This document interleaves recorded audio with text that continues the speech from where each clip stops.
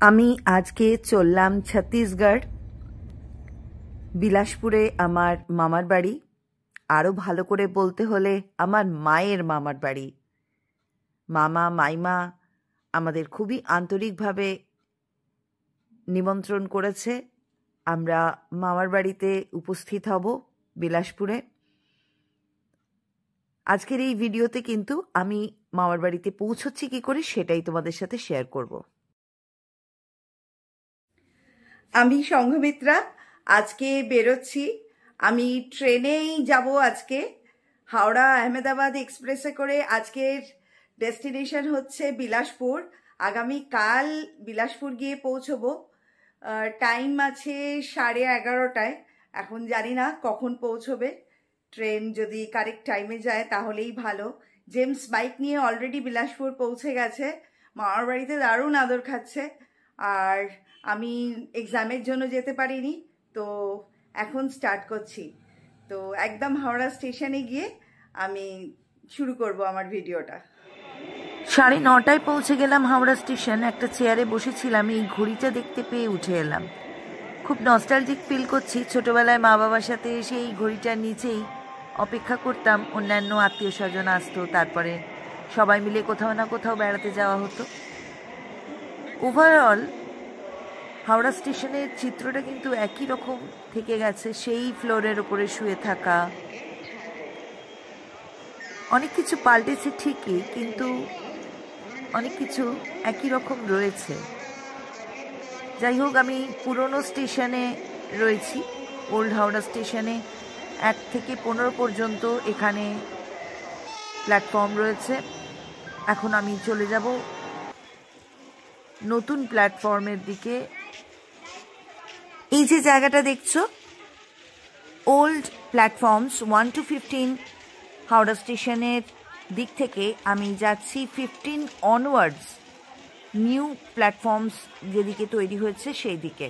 মানে পুরনো থেকে নতুনের দিকে যাচ্ছি। আগে একটা ব্রিজ এক্সিস্ট করতো, এখন সেটা নেই।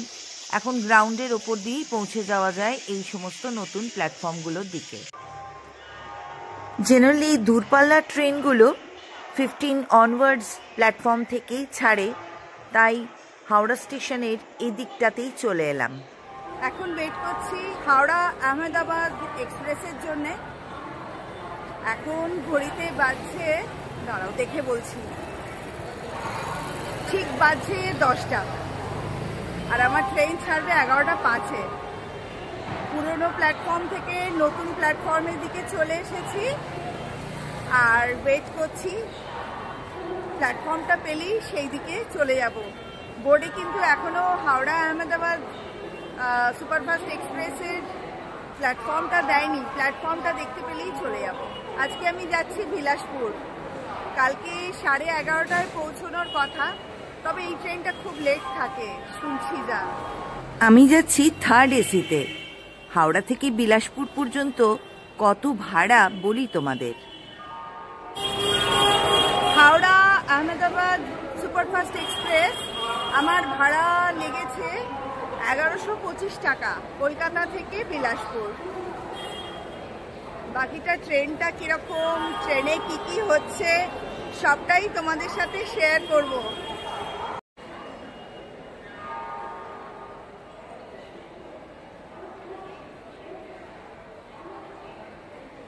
কোন প্ল্যাটফর্মে যে ট্রেনটা দেবে সেটাও বুঝতে পারছি না। 10:20 হয়ে গেছে এখন। একটাই ভরসা, আহমেদাবাদ এক্সপ্রেসের অনেক লোকজনই কিন্তু ওয়েট করছে।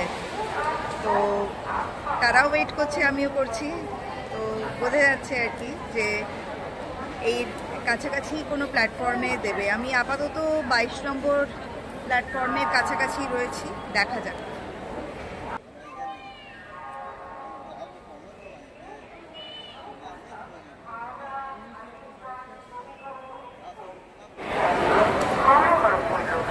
এখন 10:30 বাজে। এক্ষুনি অ্যানাউন্সমেন্ট করলো 18 নম্বর প্ল্যাটফর্মে আসছে হাওড়া আহমেদাবাদ এক্সপ্রেস। তো 18 নম্বর প্ল্যাটফর্মের দিকেই যাচ্ছি। মনে হচ্ছে তো লেট করেই ছাড়বে। এই তো এখনো আধ ঘন্টা মাত্র বাকি। অ্যানাউন্সমেন্ট হবার সাথে সাথেই সবাই 22 নম্বর প্ল্যাটফর্ম থেকে 18 নম্বর প্ল্যাটফর্মের দিকে বেশ দ্রুত গতিতে এগিয়ে চলেছে। আমিও যাচ্ছি। চলে এসেছি 18 নম্বর প্ল্যাটফর্মে। প্রচুর জিনিসপত্র এসে ওয়েট করছে এখানে, সবই ট্রেনে উঠবে। সময় কিন্তু খুবই কম, প্ল্যাটফর্মে কিন্তু এখনো ট্রেন ঢোকেনি।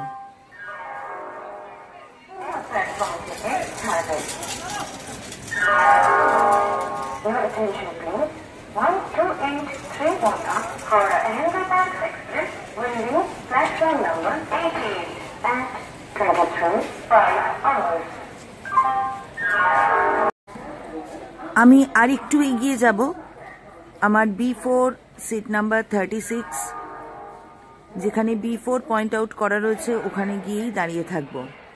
আর খাবার আমি নিয়েই এসেছি, তাই আপাতত কিছু কিনতে হচ্ছে না, কিন্তু স্টেশনে সুগার অ্যান্ড স্পাইসের দোকান রয়েছে। মনে হচ্ছে কাছাকাছি এসে গেছি B4। এবারে দাঁড়িয়ে ওয়েট করতে হবে, গাড়ি এলে উঠে পড়বো। দেখো বন্দে ভারত দাঁড়িয়ে রয়েছে। আমার সিট নাম্বার হচ্ছে B4 36, লোয়ার বার্থ পেয়েছি, এটাই মজা। ট্রেন ঢুকছে,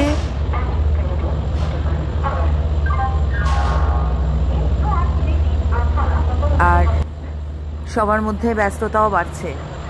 সবাই যে যার জায়গায় পজিশন নিয়ে নিয়েছে। এবারে ট্রেনে ওঠার অপেক্ষা, ট্রেনে ওঠা আর শুয়ে ঘুমোনো, কারণ রাত তো অনেক হলো।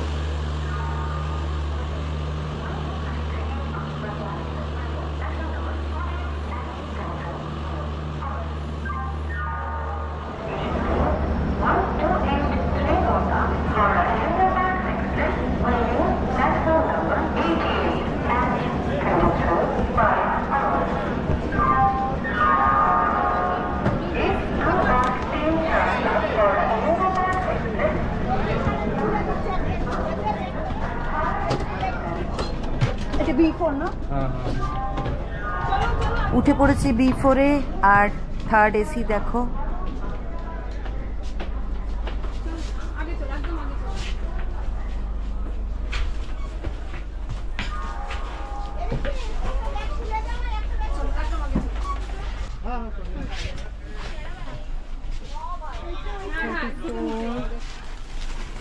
এখানে রয়েছে 36, 37, 38, তো প্রবাবলি এটাই হবে। উপরের বাঙ্কে দেখছি পিলো দেওয়া রয়েছে, ব্ল্যাঙ্কেট দেওয়া রয়েছে, আর প্যাকেটে করে সমস্ত বেডসেটগুলোও রয়েছে। তো এর মধ্যে থেকে আমি একটা চুজ করে নিলাম। ট্রেন প্ল্যাটফর্মে ঢুকলো 11:15, তো জানি না 15 মিনিটের মধ্যে ট্রেন ছাড়তে পারবে কিনা। 11:05-এ ছাড়ার কথা, তো দেখা যাক। আর মাত্র 15 মিনিট সময়, এর মধ্যে কি ছাড়তে পারবে? প্রথম থেকেই যদি লেট হয় তো আরো লেট হবে যেতে যেতে। Let's hope for the best, দেখা যাক কি হয়। তবে শুয়ে পড়বো, একদম ট্রেন ছাড়লেই শুয়ে পড়বো, কারণ অনেক রাত তো এমনিতেই হয়ে গেছে। পেয়ে গিয়েছি আমার bedside, blanket, pillow, packet of bedsheets and towel সব গুছিয়ে নিয়েছি। একটা সুন্দর চার্জ দেবার পয়েন্টও রয়েছে একদম হাতের কাছে, কোনো অসুবিধে নেই। এবার বিছানাটা করে নিয়ে একটু কিছু খেয়ে শুয়ে পড়ব। আমার বেডও একদম রেডি। আমার কিন্তু ট্রেনে ঘুমোতে দারুণ লাগে। 5 মিনিট লেটে ট্রেনটা ছাড়লো, আর খুব আস্তে আস্তে যাচ্ছে, জানি না। তো অনেক রাত, 11:30 বেজে গেছে। তো শুয়ে পড়ছি। আজকে অল্প কিছু খাবার এনেছিলাম, খেয়ে নিয়েছি। তো গুড নাইট। সকালবেলা ঘুম ভাঙতেই পর্দা সরিয়ে দেখি ভোরের আলো ফুটে গেছে। মনটা বেশ খুশি হয়ে গেল। আজকে জেমসের সাথে দেখা হবে আর মামার বাড়ি পৌঁছে যাব। তবে আমি উঠে পড়লে কি হবে? বাকি সকলে অকাতরে ঘুমোচ্ছে। আমার মনে হচ্ছে এই ট্রেনে আমি একমাত্র জীবিত মানুষ, আর কোথাও কোনো প্রাণ আছে বলে মনে হচ্ছে না। অদ্ভুত নির্জনতা, গা ছমছম করছে।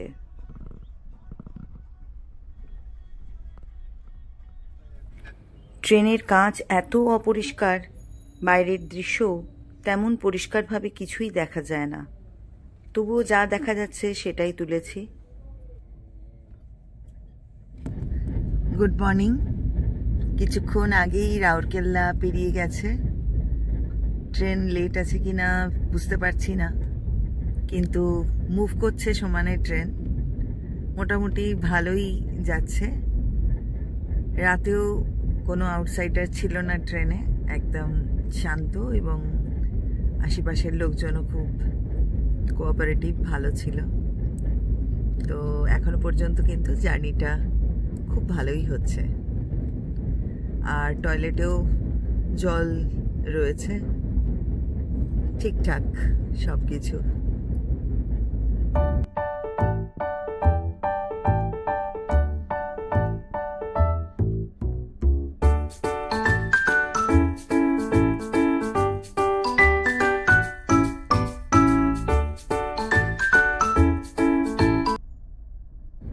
অ্যাকচুয়ালি অনেক লং ডিস্টেন্সের ট্রেন, তো মাঝরাত্রেও বিভিন্ন জায়গা থেকে সব প্যাসেঞ্জাররা উঠেছে।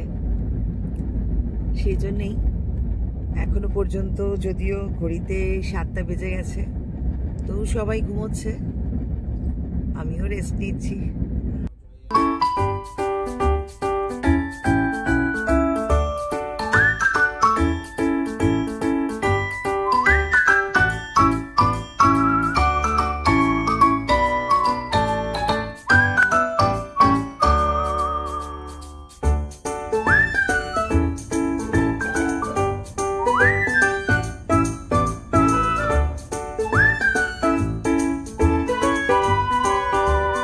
এখন 7:40, বমরা ঢুকছে। প্রায় 1 ঘন্টা 20 মিনিট লেট রয়েছে ট্রেন, তো আগে হয়তো আরও লেট হবে। এই ট্রেনে এলে কিন্তু একটাই প্রবলেম, ক্রমশই লেট করছে। এখন বমরা ছেড়ে নেক্সট স্টেশনে এসে ট্রেনটা দাঁড়িয়ে রয়েছে, প্রায় 10 মিনিট হয়ে গেল, জানি না এখন কখন ছাড়বে। তো ক্রমশই লেট করছে। তো এই ট্রেনে এলে কিন্তু সেই ব্যাপারটা মাথায় রাখতে হবে, লেট করেই যাবে এটা।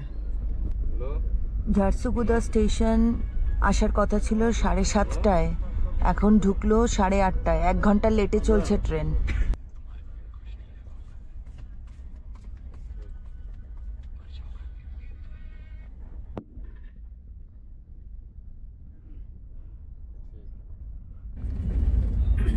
এখন ঝারসুগুদা স্টেশন আমরা ছেড়ে চলে যাচ্ছি। 8:30 বাজছে, আসার কথা ছিল 7:30টায়।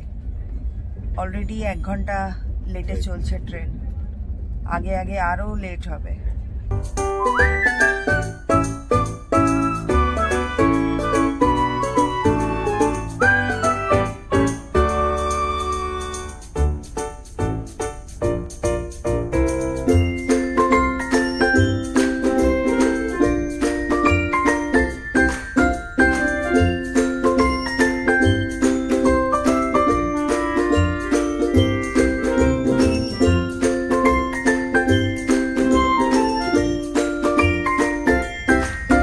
ট্রেনের এসিটা কিন্তু খুব ভালো, খুব ঠান্ডা, কিন্তু এত দেরি করছে ট্রেন, তো চলতেই পারছে না। মনে হচ্ছে পিছনে গিয়ে ঠেলে দিলে বোধহয় ভালো হয়। ট্রেনে চার্জ দেবার অনেক জায়গা রয়েছে, কোনো অসুবিধা হচ্ছে না। ট্রেন পরিষ্কার করা হচ্ছে ফ্রিকোয়েন্টলি, সার্ভিস যথেষ্ট ভালো। চা খেয়ে নিলাম, স্পেশাল চায়। দাদা, thank you for tea and snacks. ট্রেনে আমার আশেপাশে প্যাসেঞ্জাররা এত ভালো ছিল, লেট হচ্ছে ঠিকই, কিন্তু গল্প করতে করতে যাচ্ছি, বেশ ভালো লাগছে।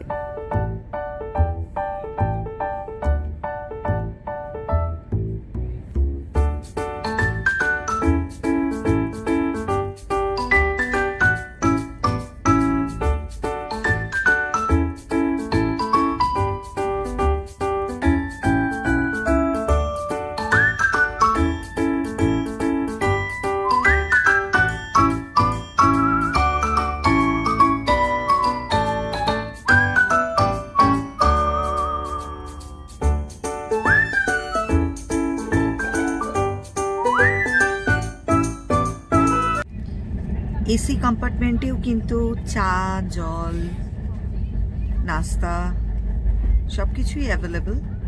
আর দুপুরের খাবারের জন্য অর্ডারও নিতে এসেছিল, বাট আমি তো নেমে যাব তাড়াতাড়ি, তো 12:30টার মধ্যে হয়তো নেমে যাব, তো সেই জন্য অর্ডার করলাম না, কিন্তু সব কিছুই অ্যাভেলেবল। আর ফ্রিকুয়েন্টলি জল, চা সব কিছুই আসা যাওয়া করছে, তো কোনো চাপ নেই।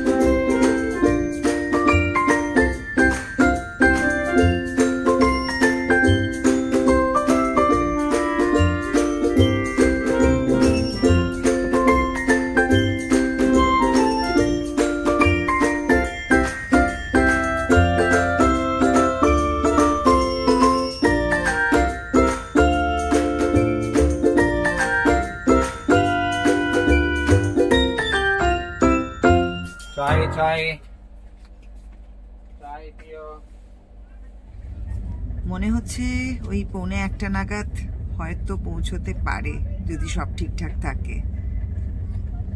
আপাতত স্টেশন শক্তি ছেড়ে চলে যাচ্ছি 11:20। মাঝে মাঝে দাঁড়িয়ে থাকার ধরন দেখে মনে হচ্ছে ড্রাইভার ঘুমিয়েই পড়েছে।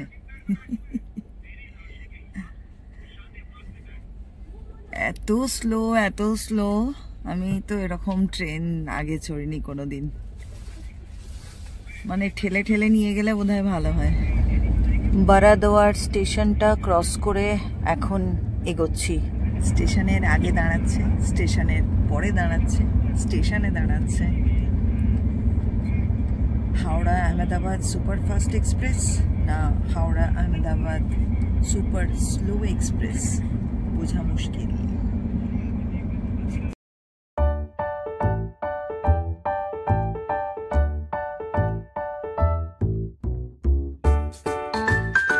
জাঞ্জির নালা থেকে বেরিয়ে যাচ্ছি, 31 কিলোমিটার্স মোর। মধ্যিখানে আরও একটা স্টেশন রয়েছে আকালতালা, সেটা লাস্ট স্টেশন। তারপরেই কিন্তু আমার ডেস্টিনেশন বিলাসপুর, তো বিলাসপুরে নামবো। চলো, দেরি হলেও আলটিমেটলি প্রায় পৌঁছে গেছি বিলাসপুর। এবারে বিদায় নেওয়ার পালা।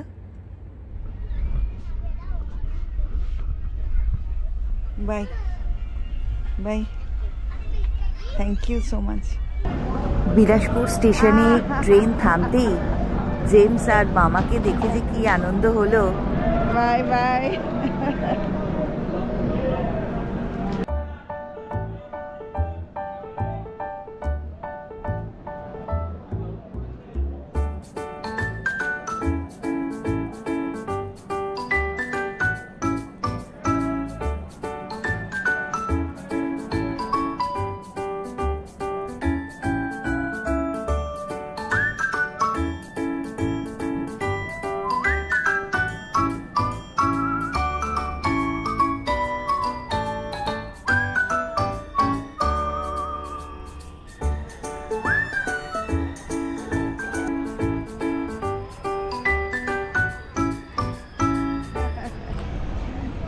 আমার জন্য গাড়ি নিয়ে হাজির মামা আর জেমস।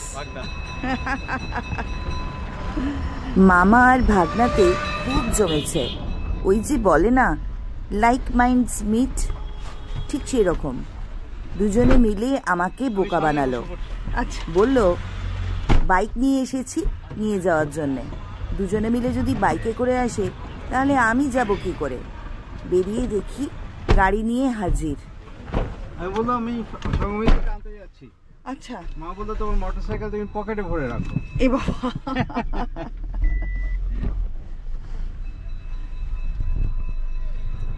বিলাসপুর স্টেশনে নামলাম। জেমস আর মামা দুজনেই আমাকে নিতে এসেছিল, দারুণ লাগলো। এখন গাড়িতে করে মামার বাড়ি যাচ্ছি অনেক বছর পরে। খুব ছোটবেলায় এসেছিলাম, প্রায় 40 বছর কেটে গেছে মাঝখানে। বিলাসপুর বেশ সুন্দর, ছিমছাম, পরিষ্কার পরিচ্ছন্ন, তাই খুব ভালো লাগছে। বাবা কত ইঞ্জিন দেখেছে দেখো, কি সুন্দর না? বিউটিফুল। এগুলো সেই ছোট ট্রেন টানার ইঞ্জিন না, আগের দিনে সেই মিটার গেজ ছিল।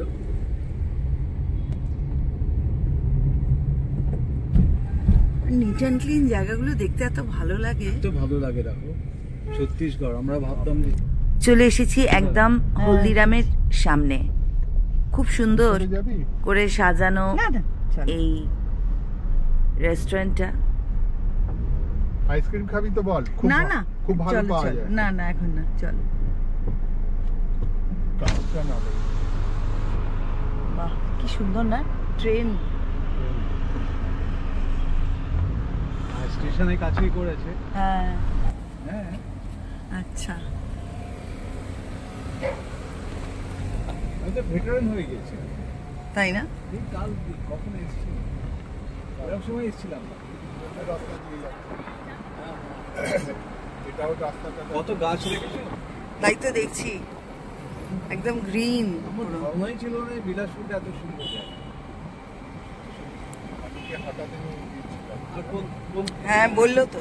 আর কলকাতার বাইরে বেরোলে সব কিছু মনে হয় সুন্দর, আর কলকাতায় এত অবস্থা খারাপ হবে। বিলাসপুরে ঢুকে সব কিছুই ভালো দেখছি।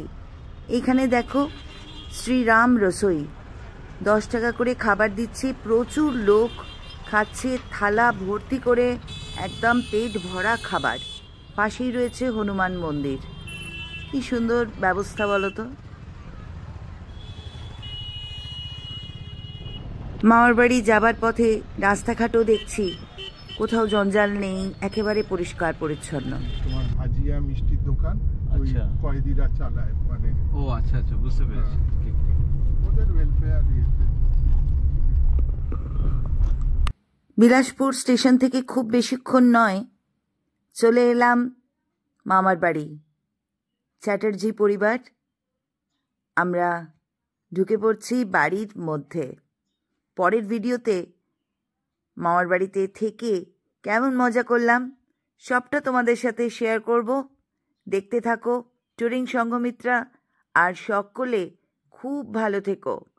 আমরা ততক্ষণ একটু এনজয় করি, তারপর তোমাদের সাথে আবার দেখা হবে।